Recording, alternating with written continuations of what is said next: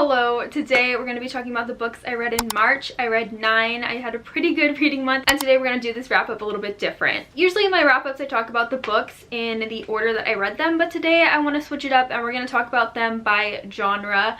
So we have adult fantasy, romance, and young adult fantasy. And I'm very excited because I had some really good reads this month, like literally some of my new favorite books. My name is Andrew. If you don't know me, you should subscribe, stick around. We have a good time here, but let's just go ahead and jump in to the books I read in March. First, let me get this one out of the way because y'all already know that I am going to mention this book. You already know this is a reread, and it is my only reread, which is a good thing. I'm cutting back on my rereads, but I did read Golden Sun for the 4th time. Yeah, 4. By Pierce Brown. This is the second book in the Red Rising trilogy, the Red Rising saga. If you know, you know. Golden Sun, the ending is one of the most treacherous, heartbreaking endings in a book ever. But it's so good, and there is so many themes in here that are just so good. The political intrigue in here is just fast-paced throughout the entire book. Like, this book is definitely a go book. We got stuff to do, stuff is going down, and I loved it. It was a 5 stars, obviously. That one is adult science fiction. The next one that I read that is adult fantasy is just purely adult fantasy and not sci-fi, but that is The Adventures of Amina Al-Serafi by Shannon Chakraborty. This is the author that also wrote the Daevabad trilogy, and I absolutely loved the Daevabad trilogy, so when I realized that she had another book coming out that was set to have similar vibes in the same realm of fantasy magical world, I was very excited and I knew I had to try it out. In this book we meet Amina Al-Serafi, who was a former legendary pirate, but now present day she is a mom, she's an older woman, and she's living a more peaceful, slow life until there is a catalyst that sends her to look for this lady's missing granddaughter. And this book definitely has the feel of like getting the band back together and her getting all of her old shipmates back together and all her crew, going on one last adventure, taking this time for herself, doing something that she is passionate about and loves, and also with that comes a lot of danger and a lot of things from her past resurfacing that she has tried to keep well hidden. Overall, I thought the book was good, but it didn't really hit hard for me at any aspect of the book. I didn't really like it too much. I gave it 3.75 stars, so not even a full 4, which doesn't mean it's bad, it just didn't really connect with me. I felt like the beginning was very slow moving, the plot was slow. I feel like there was a lot of info dump that could have been done in a better, more interesting way. The book is also told as if Amina is telling somebody her story, a scribe that is like writing it down. And so we also have this kind of fourth wall breaking and this outside narrator who sometimes will just like jump in and say something and then like jump out, and then you're like, it's like pause and then play on the rest of the story, and I don't mind that. I like that. Something similar I've seen to this is in Nevernight. There are footnotes, and Nevernight is told in a form where a narrator is speaking about the character, and so there's kind of that same thing, but I felt like it just didn't really pull off in this book. And then it's also, the majority of the book is in first person from Amina, and I feel like that first person point of view in a adult fantasy just never really hits for me unless the character is like super interesting or going into a new world and learning about it as the reader learns about it. But Amina has already known all of this stuff, so when she's like seeing things, we're just getting info dump, and it's like, why would she be thinking that? She already, like, we know that. And I get it, like there's somebody writing it down, but it overall just didn't flow completely for me and just didn't work. I will say Amina is a badass and I love her so much. Like, her character was amazing. Like, she was a really great character and she did so many amazing things, but it just wasn't interesting enough, which you can see my disappointment because I love the Daevabad trilogy. Like, that one was so good and I wanted more like that, but it wasn't that. Okay, let's take a break from fantasy and talk about the romances that I read. I want to tell you guys about the one I just finished today. Today's March 31st, by the way, so literally talk about last minute, but it was Love in Other Words by Christina Lauren, and I loved it so much. It was a 5 star. I did not expect to like it because I read The Unhoneymooners by Christina Lauren and I really don't like that book, but this one, I'm a fan. I stan. It's so good. Love in Other Words follows Macy, who when she's very young, her mother dies and she writes down this list of things for her father to do for her, like as she gets older. One of them is when Macy starts having trouble and coming home like really negative, take her somewhere, and so the dad buys her this house in like 40 minutes or like an hour away from where they live, and they go to this house on the weekends and stuff like that. And the next door neighbor at that house is a character named Elliot, and he's the same age as Macy. And so throughout the years, on weekends and summer breaks and holidays, they really build a bond and become friends, and it's so cute to get to watch them kind of grow up together and become friends and then blossom into other things as they're growing up with each other. The book is told in past and present, so it goes back and forth, and we're learning why they had a fallout, which is in the present, where Macy is engaged to somebody else. She hasn't contacted Elliot in 11 years, and things are just not where they left them and where we get when we go back in the past. I'm not always a fan of the past and present thing, but it worked so well in this book, and it had the angst, it had the tension, it had really cute romantic scenes, and it really built up the friends to lovers. And whenever everything came crashing down and we find out why they actually stopped being friends and why they haven't spoken in 11 years and all the things that have happened in their lives and how tragic it is, it was so good. I'm literally obsessed. Like, I loved it so much. It was...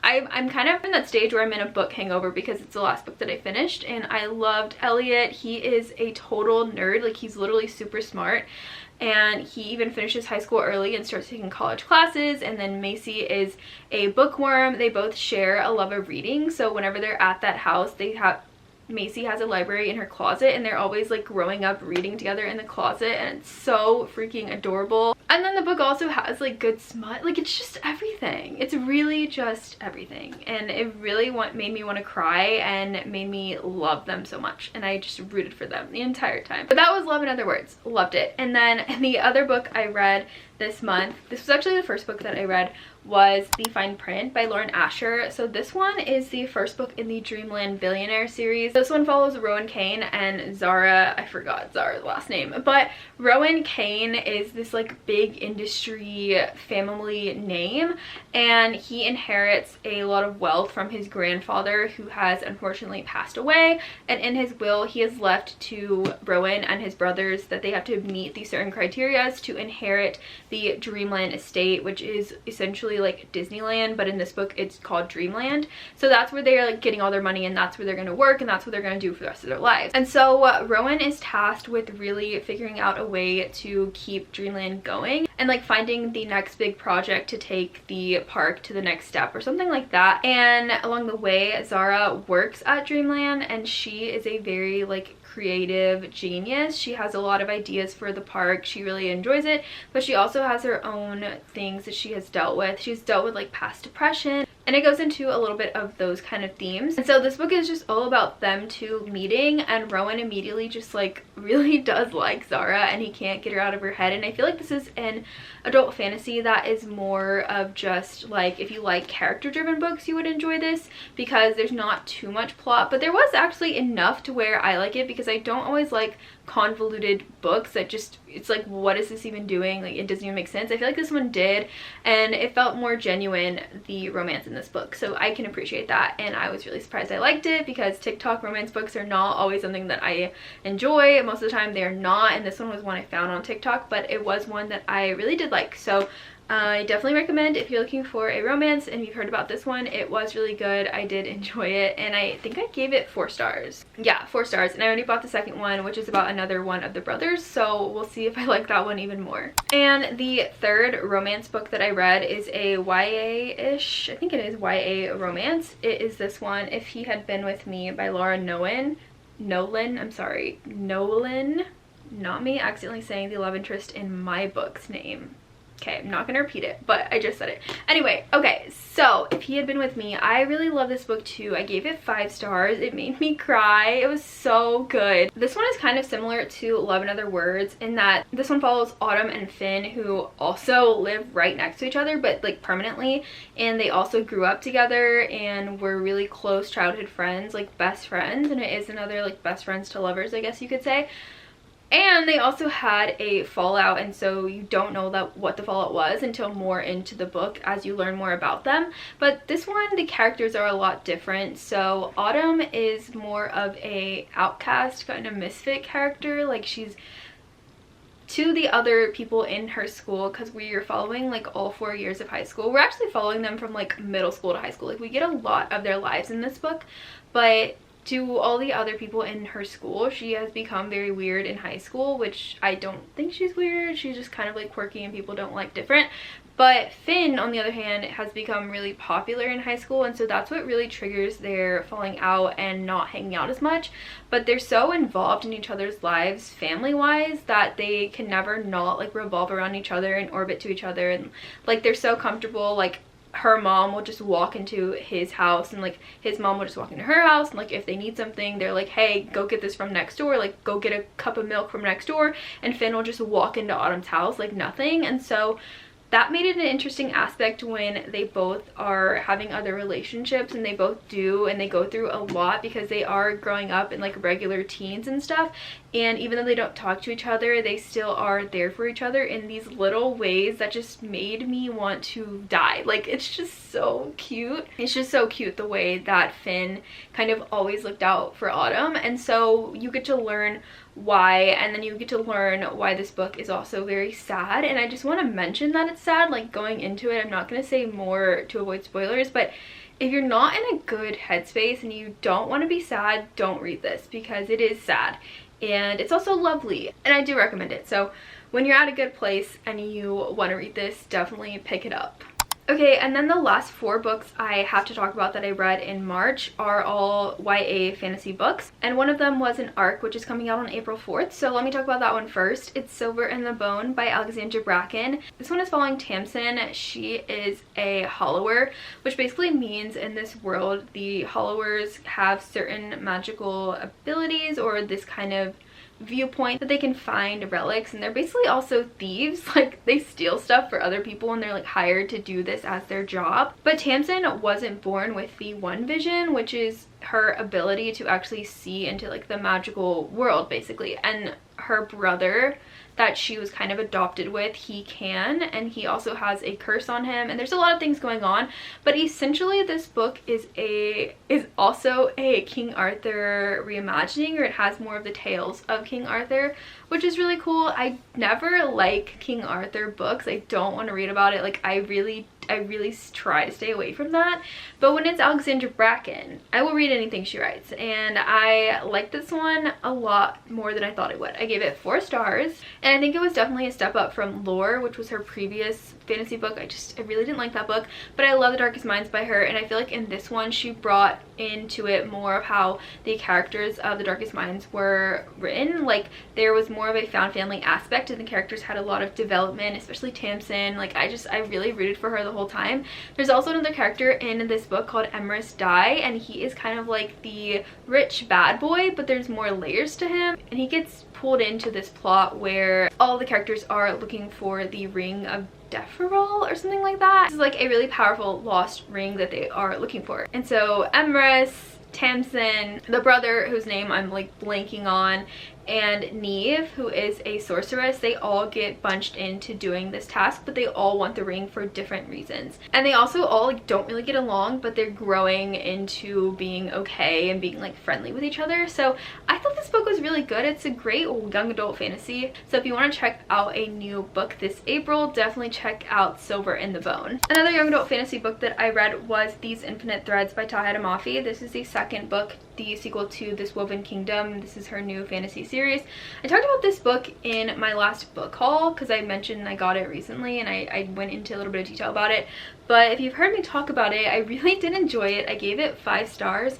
I want to say this series so far is giving me ACOTAR vibes, in that the first book you're introduced to a character, and then in the second book we dive more into that character, and there's a lot more to that character, and what happens to that character just had me rolling on the floor. I really enjoyed that character, and this book took a turn that I didn't really think it would, or this series did. Also, this book takes place in the span of like 2 days, which is crazy to me because Tahereh took, you know, a couple weeks or months for the first book, and then this one is just 2 days, and I'm like, okay, but I need more. Like, I want so much more from these characters.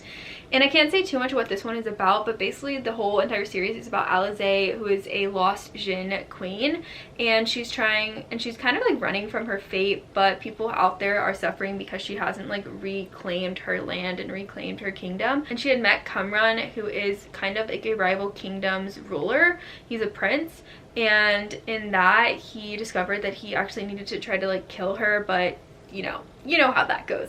And so that's kind of like the premise, but in this one we're going more into Alizé and more into, I guess, what she is fated to do.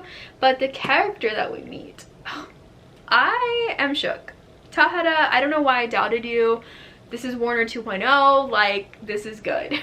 I enjoyed it. Okay, 2 more books. I also read Master of Iron by Trisha Levenseller. This one is the sequel to Blade of Secrets. This is a duology young adult fantasy series that is so good. In this series we follow Ziva. She is a bladesmith, but she has a special ability to wield magic into every object that she makes, or every weapon that she makes. Her power can make it really imbalanced in a war for one side of like an army, and so people want her for that.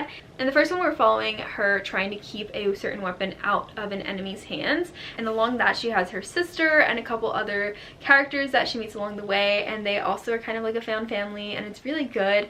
And in this one we're just continuing her story, and there's a character in here named Kellen. It's kind of like the love interest, and I really do love him as well, but he kind of betrayed her at the end of the book 1, and not to spoil you, but it's just a more cozy young adult fantasy. Like, there's not really super high stakes in this series, but I feel like that is needed sometimes because it's just a more like, you know what you're getting into, and you know it's a good fantasy. And Trisha is really good about writing clear worlds that are easy to fall into, but still fleshing them out and fleshing out the characters, giving them all development. So it's overall just a really well-rounded book and series, and you should check it out. Okay, finally we get to my lowest rated book of the month and my most disappointing book, which was Kingdom of the Feared by Carrie Maniscalco. I gave it 3 stars.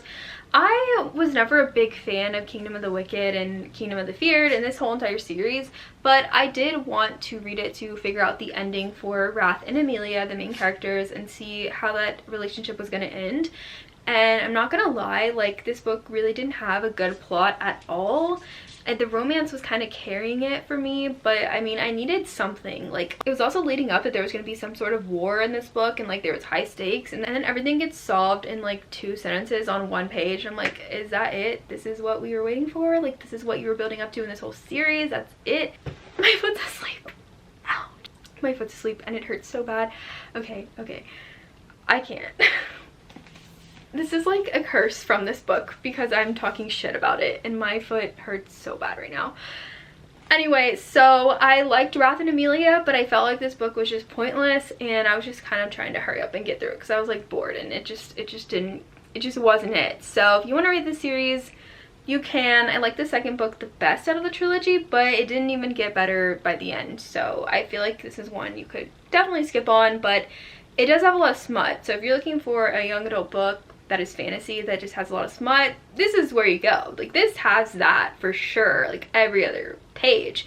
But if you don't want that, you probably won't like it. I really try not to talk so much in these wrap-ups, but I feel like I always end up talking forever. So that's gonna be it. I'm gonna go get some dinner now and read some more books. I'm reading right now Magnolia Parks, not like you asked, but hey, for April, it's probably gonna be my first book I finish. And I'm gonna start something else. We'll see what I start. But that's it. Let me know down below what your favorite book of March was. And if you want to follow me on any of my social media, it's all linked down below, as well as some ways you can help support my channel. But that's it. So I hope you guys enjoyed, and I'll see you in the next one. Bye! I know that, baby, I'm never on your mind. And it don't matter how hard we try, 'cause you're never on my mind.